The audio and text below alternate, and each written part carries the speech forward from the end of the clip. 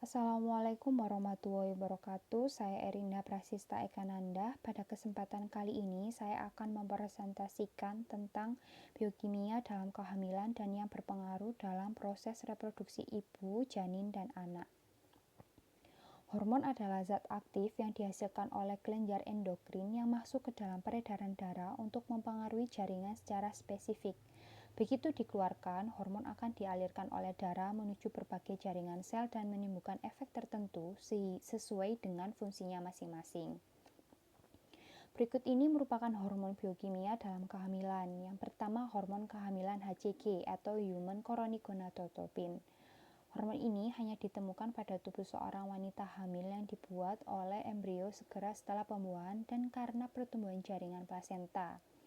Hormon yang dihasilkan oleh Phyllocoriolis ini berdampak pada meningkatnya produksi progesteron oleh indung telur, sehingga menekan menstruasi dan menjaga kehamilan.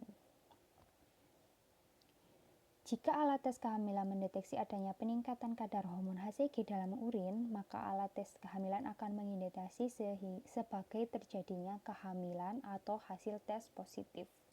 Dampak dari hormon ini yaitu kadar HCG yang tinggi dalam darah menyebabkan mual muntah atau morning sickness. Yang kedua yaitu hormon kehamilan HPL atau Human Placenta Lactogen. Hormon yang dihasilkan oleh plasenta merupakan hormon protein yang merangsang pertumbuhan dan menyebabkan perubahan dalam metabolisme karbohidrat dan lemak. Hormon kehamilan ini berperan penting dalam produksi ASI. Kadar HPL yang rendah mengidentifikasikan plasenta yang tidak berfungsi dengan baik. Dampak dari hormon ini yaitu memberikan perubahan terhadap payudara. Perubahan ini berupa pembesaran pada payudara serta membuat rasa ngilu dan sakit pada puting jika disentuh. Yang ketiga yaitu hormon relaksin. Hormon kehamilan dihasilkan oleh korpus luteum dan plasenta melembutkan leher rahim dan merelaksasikan sendi pangkul. Dampak dari hormon ini menimbulkan relaksasi pada ligamen dan sendi. Yang keempat yaitu hormon kehamilan estrogen, dihasilkan oleh ovarium dan mempengaruhi pertumbuhan endometrium rahim. Perubahan-perubahan histologi pada vagina mempengaruhi pertumbuhan saluran kelenjar mamais waktu menyusui, mengontrol pelepasan LH dan FSH, mensensitifkan otot-otot uterus, mengendalikan serviks, vagina, vulva, serta menimbulkan kontraksi pada rahim. Estrogen juga membuat dinding rahim untuk mengatasi kontraksi saat persalinan. Hormon ini juga melembutkan jaringan tubuh sehingga jaringan ikat dan sendi tubuh menjadi lemah sehingga tidak dapat menyanggah tubuh dengan kuat. Berperan penting dalam menjaga kesehatan sistem genital, organ reproduksi, dan payudara.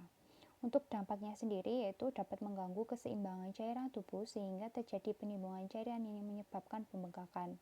Selain itu dapat meningkatkan nomor ini ibu hamil sering merasakan sakit punggung, dapat juga menyebabkan varises. Yang kelima yaitu hormon kehamilan progesteron.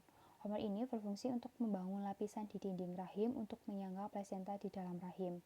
Juga dapat berfungsi untuk mencegah gerakan kontraksi atau pengerutan otot-otot rahim, sehingga persalinan ini bisa dihindari.